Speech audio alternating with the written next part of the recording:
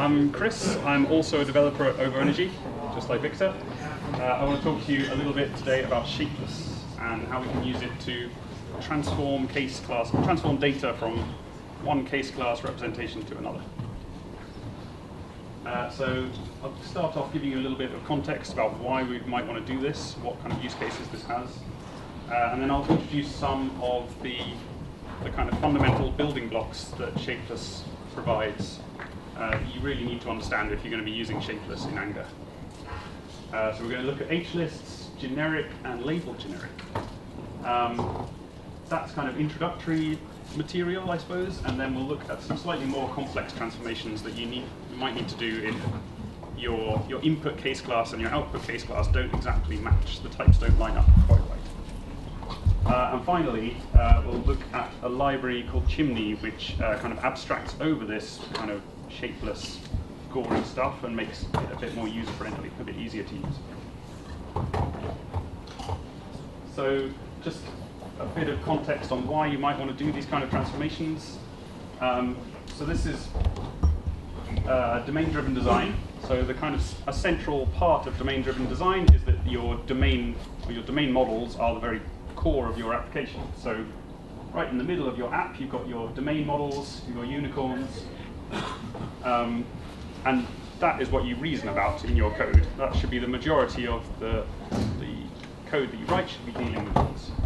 And then at the edges of your application, you transform these domain models into different representations. So you might have an HTTP API, a REST API or something, which means that you transform your lovely pure domain models, your unicorns, into API representations of them, like views of them. So here they turn into dragons. And again, on the other end of your app, you've got your persistence layer where you are persisting your stuff to some kind of database, and you've turned your unicorns into snakes. And if you do this in Scala, then generally what you're going to have is your domain models in the middle. These will be case classes, maybe sealed trait hierarchies, kind of algebraic data types. And then your HTTP API representations, they will be another set of case classes. These will be another set of case classes, and they'll be either exactly the same kind of shape or very similar to each other.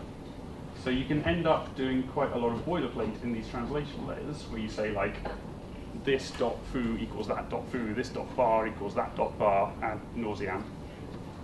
And you don't really want to write that stuff by hand if you have a large domain model with lots of fields and lots of classes and so on. So Shapeless can help us to automate some of this translation. So we're going to start by looking at HList, which is the very kind of fundamental building block that Shapeless provides. But before we do that, we'll just look at list. So we have a list. Does everybody understand this slide? Okay.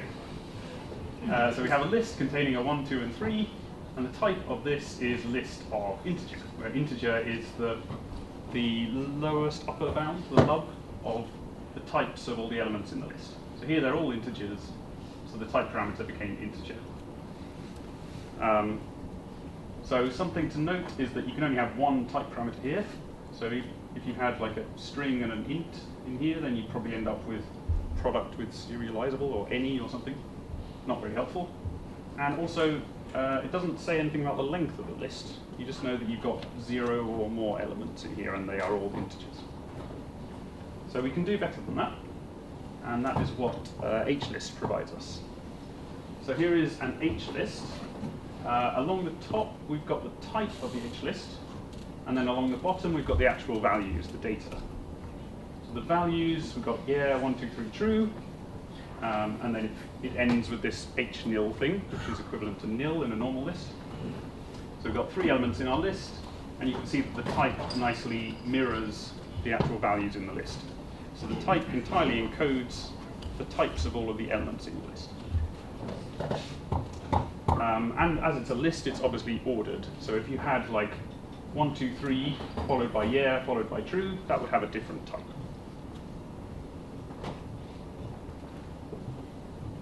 So now that we've got this building block, this HList, we can use this to make a generic representation of a case class. So say we've got this case class domain model.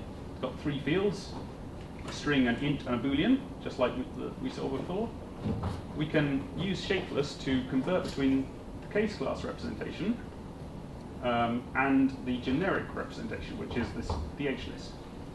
So basically, we've stripped away the fact that it's a case class. We've stripped away the name of the case class. We don't care about that. And we've stripped away the names of the fields. All we care about is we've got a string, an int, and a boolean in that order. So we use Shapeless generic to convert from that to an HList. And then if we wanted to, we could then turn that from an HList into another case class representation.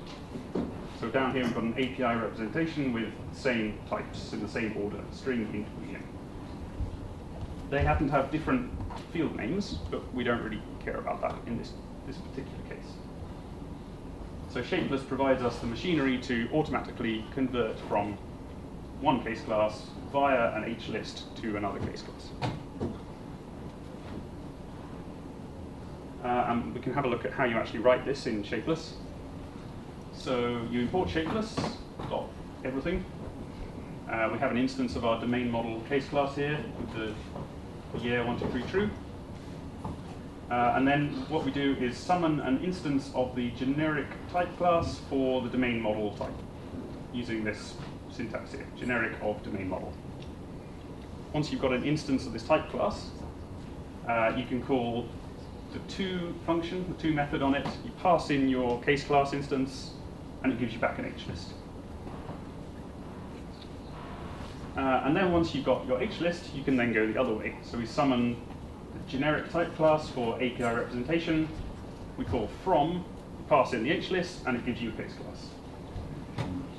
Does that all make sense so far? Okay. So that is generic. But sometimes we care about the field names. Here we didn't care about them. So we were able to go from A, B, C to X, Y, Z just because the types lined up.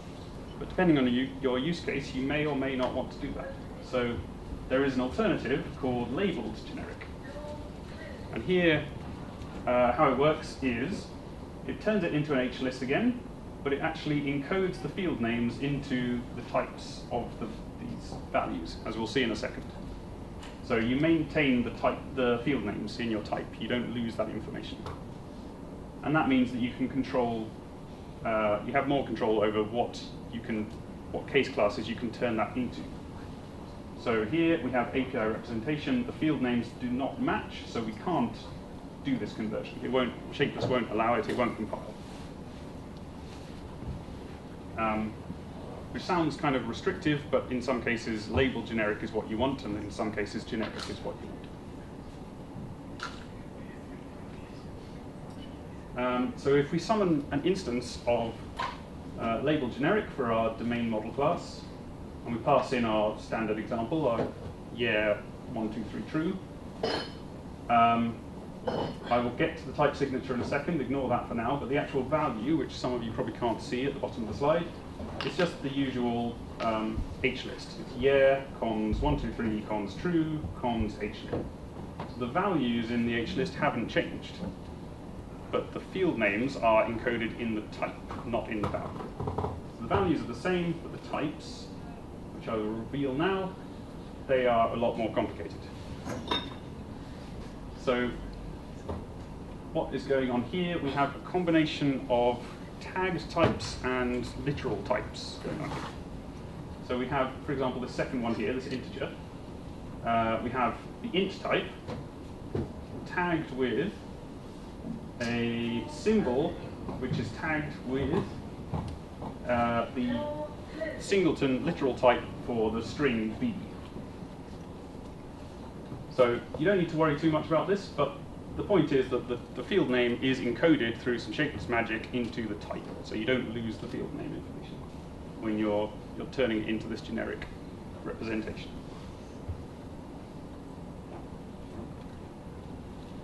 So that was some quite simple introductory examples of how you might transfer from one case class to another case class that looks exactly the same. They've got the same fields, same types, and so on. In reality, you might need to do some more complicated things. So I'm going to look at a couple of examples. One is removing fields. Say you've got some fields in your domain model, but you don't want to expose them on your API, so you want to remove them. And another is when types in your domain model don't exactly match types in your API representation or whatever. So we can massage the types slightly as part of the transformation. So first of all, removing fields. We've got a case class with 5 fields, A, B, C, D, E. We want to turn that into an HList with some values here. And then we want to remove the D1. Just take that out of the HList. And then we can turn it into another case class with 4 fields, A, B, C, and E. So that's what we want to do. And Shapeless allows us to do that reasonably easily. This is what it looks like in using Shapeless. So we create an instance of this 5 fields class. We turn that into an HList using LabelledGeneric. So we've maintained the field names. I've skipped the big crazy type signature, but just remember that the field names are in the type of the HList. And then we use Shapeless's record syntax. We import Shapeless record underscore to take that HList, that 5 fields HList, and just do -d, and that just magically subtracts the D field from the HList, and that gives you back a new HList. And then you can use LabelledGeneric again to go from that new shorter HList to your other case class.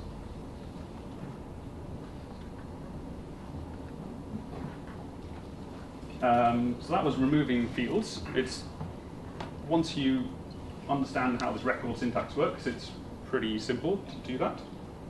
A bit more interesting is what do you do if your input and output types just don't match?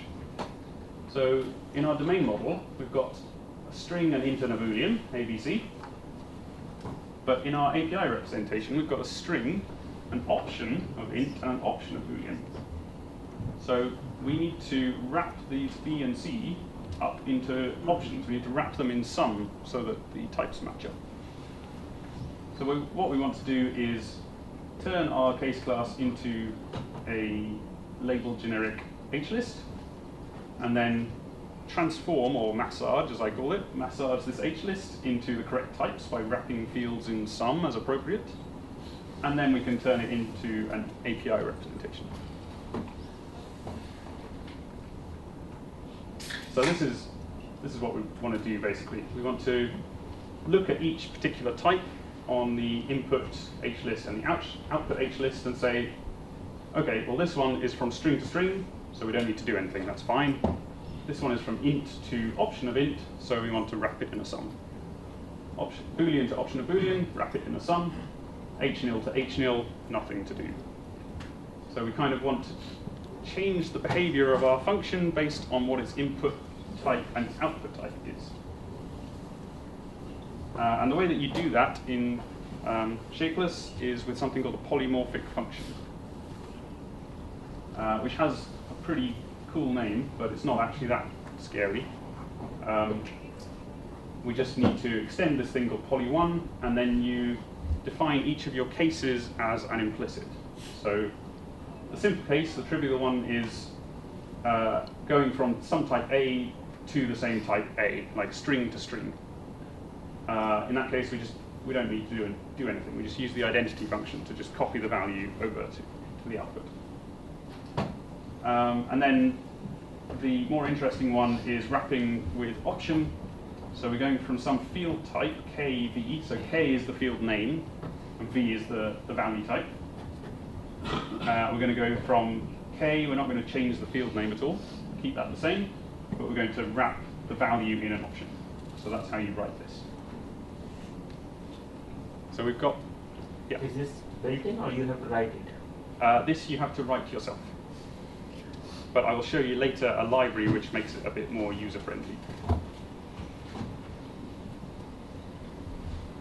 So you've got your polymorphic function, and then once we've got that, we can define a trait which I've called massage, which uses that polymorphic function to to go from some type from, which is an HList, into some type to, which is an HList.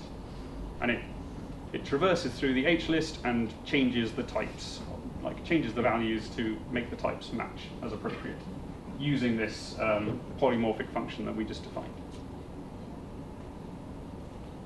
So the way that we implement this, or the way that we define this trait, is through a inductive argument, or an inductive proof, I suppose. We're going to be using implicits to define each of our cases, and we're going to use induction on those implicits. So if you cast your mind back to when you were in high school doing maths, you probably have done some kind of inductive proof, and the general case, the general kind of shape of it looks like this. So you have to prove the base case. So if we were dealing with natural numbers, that's usually 0 or 1. You prove that f, some function f is true for 0, and you can prove the inductive step, which is for any n, any number. If we know that f of n is true, then we can prove that f of n plus 1 is true. If you can prove these two things, then you've proved it for all natural numbers. And this was always my favorite kind of proof in school, because it kind of feels like you're cheating. Like you haven't really proved anything except some really trivial things, and yet somehow you proved it for everything. And we're going to do something similar using implicits. So in our case, it's going to look a bit like this. If we can prove the base case, which is that there is a massage instance for h_nil, we can do that easily because you can just turn an h_nil into an h_nil. And we can prove the inductive step, which is if there is a massage instance for the tail, and we can convert the head using our polymorphic function, then we can provide a massage instance for the head cons tail. So we're assuming that we've already got a massage instance for the tail of the list, and we're assuming that we can convert the head, and we just join those together. We can massage the tail, convert the head, cons them together, and we're done. And then we've proved that we have an instance of massage for the from type. So I'm just going to code this up now. A bit of live coding with Shapeless. Let's see how it goes.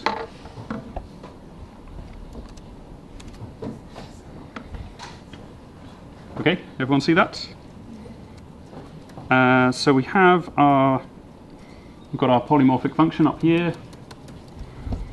We've got our massage trait. And we're going to prove our two cases. I'll start with the trivial one, the h_nil. I'd like to play a little drinking game here. Every time I write h_nil in the next 2 lines of code, please take a sip. So we're using implicit, so it'll be an implicit val, massage h_nil, drink. And the type of that will be a massage from h_nil to h_nil. And that is going to be a new massage from h_nil to h_nil. We need to define our apply method, which will take an h_nil of type h_nil, returning an h_nil, and it's going to return h_nil. And we're done. So that was easy. And then the more interesting one is the inductive step. So for some type, from head cons from tail, we need to massage it into a to head cons to tail.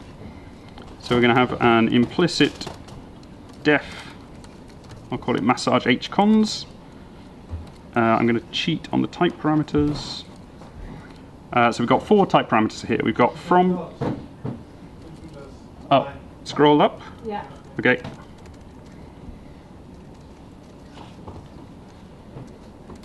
So we've got 4 type parameters. We've got from head, which is any type, we don't care.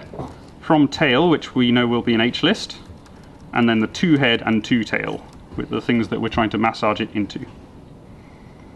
And then implicitly, we will take evidence that we can massage the tail. And that will be a massage from tail to tail. And we're going to take evidence that we can convert the head using our polymorphic function. So that will be convert head. And that will be this weird type here called case1.orcs. But that's basically saying we can use this polymorphic function called wrap with option if necessary to convert from head to head. And then the result of this whole type, sorry, the result type of this whole function will be a massage, which takes in a from head cons from tail and turns it into a to head cons to tail. So we create a new one of those, and we need to define our apply method. So it's def apply. It will take in a from, which is from head cons from tail, and it's going to return a to, which is a to head cons to tail. And we can do this fairly easily by just converting the head. So we call convert head, we pass in from.head, and then we cons that onto massaging the tail, and we pass in from.tail.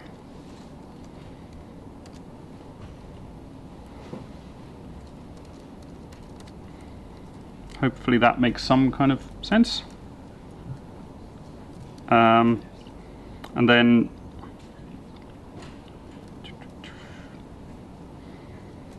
we have just like a little DSL that I wrote on top of that, just to do some type inference stuff. Doesn't really matter. But because type inference doesn't really work properly in Scala, you have to be quite polite when you use this DSL. So you say,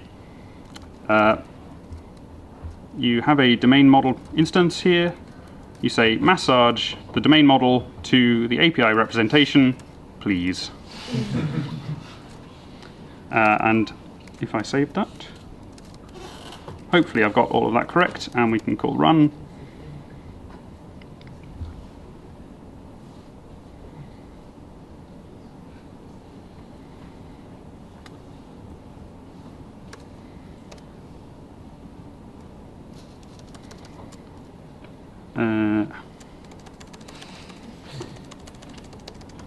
Okay, so you can see that the result was an API representation, and it has wrapped the things that it needed to wrap in sum.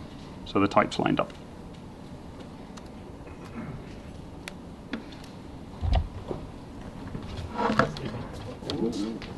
Thank you. Excuse me. Yeah. How are we getting all these type inferences coming up, showing up when you're coding? You mean the Vim setup? Is that Vim setup?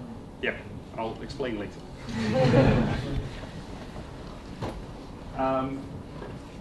So all of that, if you start writing code like that, then there is a risk that you end up as the only person on your team who knows how any of that stuff works. So there is that kind of occupational risk involved. So depending on like what kind of team you're in or how much appetite you have for hacking on Shapeless stuff, you might want to not write it directly in Shapeless, and instead use a library that kind of abstracts over that and provides a more user-friendly DSL for doing these kinds of transformations. I think there's a lot of libraries out there. It seems to be a kind of rite of passage of Scala developers. Once they reach a certain level of experience, they write a library that does this. I've written my own.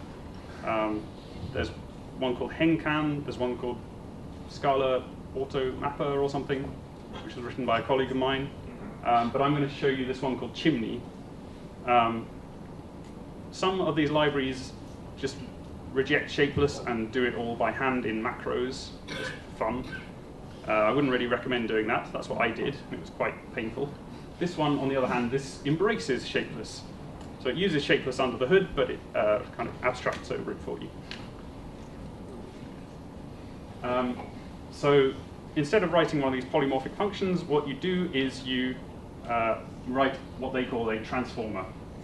So you write a transformer from any type A to option of A, just wrapping it in sum. They provide the more trivial version for you, the one that just takes an A and turns it into an A, so you don't need to write that. And you just make this an implicit. So you put this in implicit scope. And then you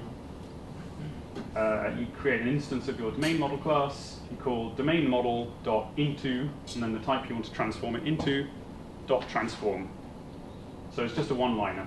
And this picks up your implicit transformer that we've written here. So lots less code, much less scary.